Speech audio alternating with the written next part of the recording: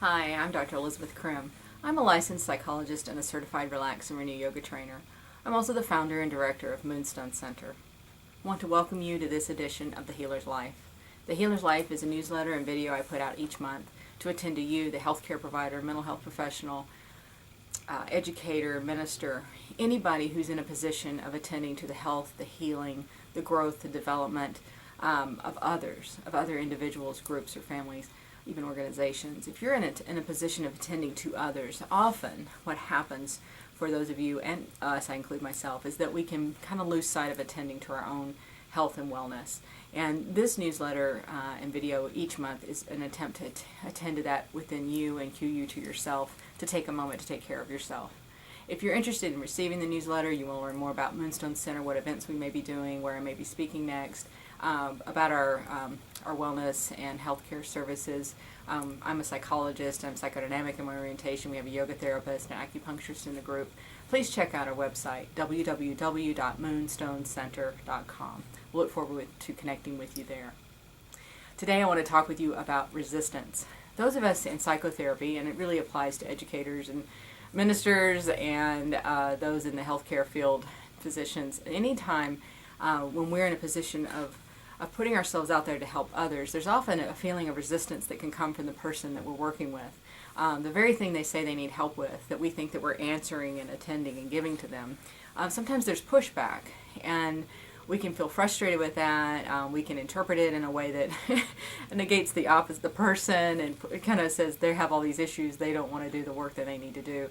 There's all sorts of ways that we can attend to that resistance and make sense of it. But what I've loved in my training and my work and my own approach, which is the intersubjective approach to psychoanalytic treatment with Robert Stallrow, is that his approach and what he talks about is interpreting resistance from the side of the resistance, understanding it from the perspective of the person doing the resisting.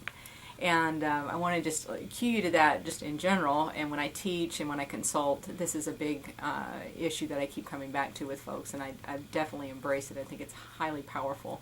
But I also try to apply it in my relationships with my general life and family, not so much as a clinical intervention, but just as understanding that when someone is resisting, when someone's pushing back, there's usually a really good reason for pushing back in their mind and their experience, where they are at that time, based on their history.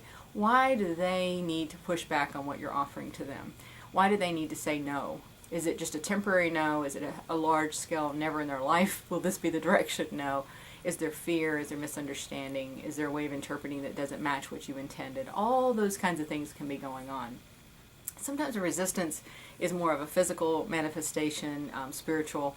It can be in lots of different ways. It's not always with words or even emotional states, although all of those come into play eventually. But what I want to invite you to do today, because you know I'm going to do this, is invite you to attend to resistance in your own self, with yourself. How are you resisting the very things that you've put out that you have said you want to do for yourself that you're not doing? Or things that you've put on your calendar that you want to attend, and you're saying, I'm going to go here, I'm going to do this, I'm going to start adding that into my practice, I'm going to take on this patient, I'm going to add on that group, I'm going to join this professional organization. What part of you is resisting? What part of you is saying, no, not right now? I had this summer an experience of taking a couple weeks of vacation, which I talked about in the last newsletter, and encouraged all of you to take time off. But when I got back, I had two kind of possibly, and I think in my situation, conflicting goals. And one of them was to create space to review where Moonstone and my own journey professionally had grown in the last year. It has been a big, fast, taking off, more growth year for myself and for my team. And I'm so thankful for my team, and I'm so thankful for where we're going with Moonstone Center and my speaking and all these different things that are happening. It's been very exciting, but I wanted to pull back and take a deep breath and kind of reassess and say, hey, where are we now? Where are we going next? What is it we want to do next? What do we want to continue to do? What do we want to stop doing, or maybe do differently, or do less, or do more? All of that, kind of just do a really reassessment.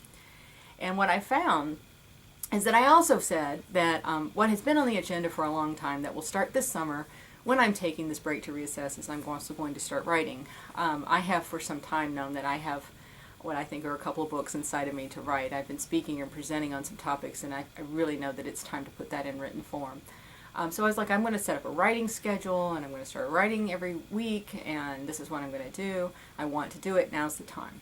But what I found is that I didn't do the writing. I also didn't do certain other projects that we were working on or we had assigned to me as a group and a team.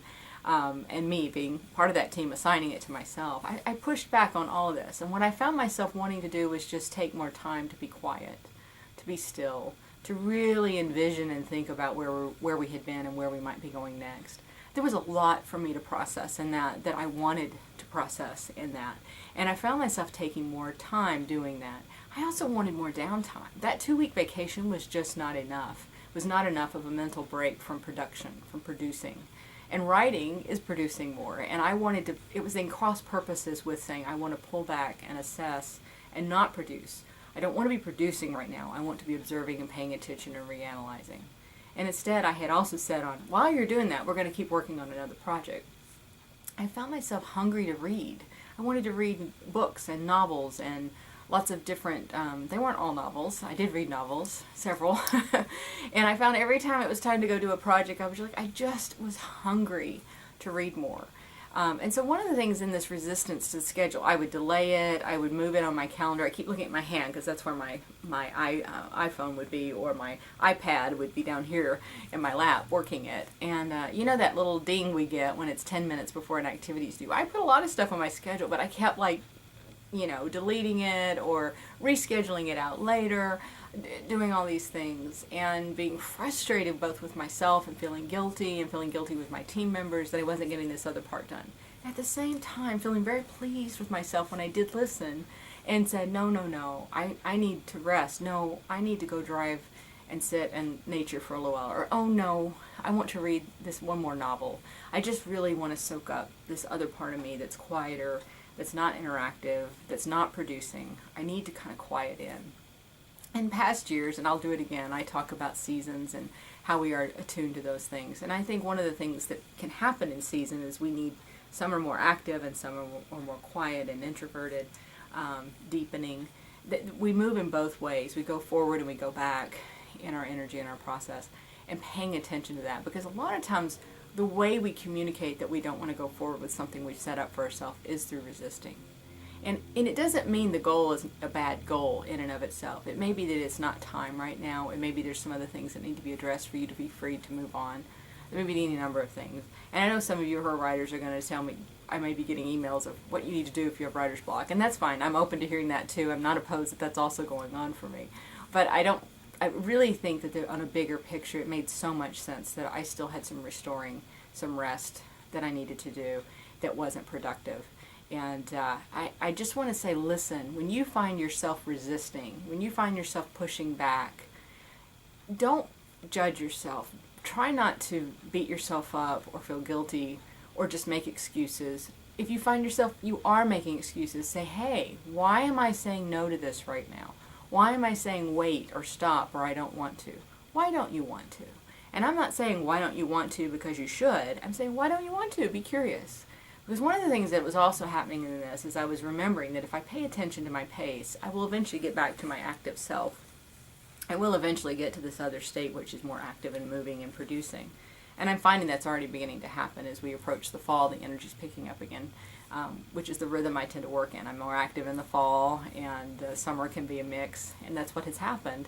And if I had listened even better to the resistance, I might have been more conscious and been able to say to my team, we put this on the books. Don't expect anything.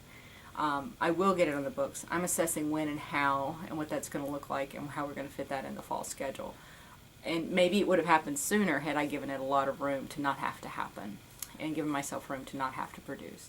And that's just the idiosyncrasies of my resistance. I'm curious, and I'm inviting you to be curious. What are you resisting? Why are you needing to say no? There's probably something really important going on inside that your body, your mind, your spirit is saying no to for some reason at this time. And some of it may be unresolved stuff you've got to work through to make sense of it in a way that's freeing and says, hey, it's okay to go and do this. Or it may be that now's not the right time, and some part of you really knows that. So take a moment if you're resisting. Pay attention to what it is you're resisting. Find out why you're needing to say no right now.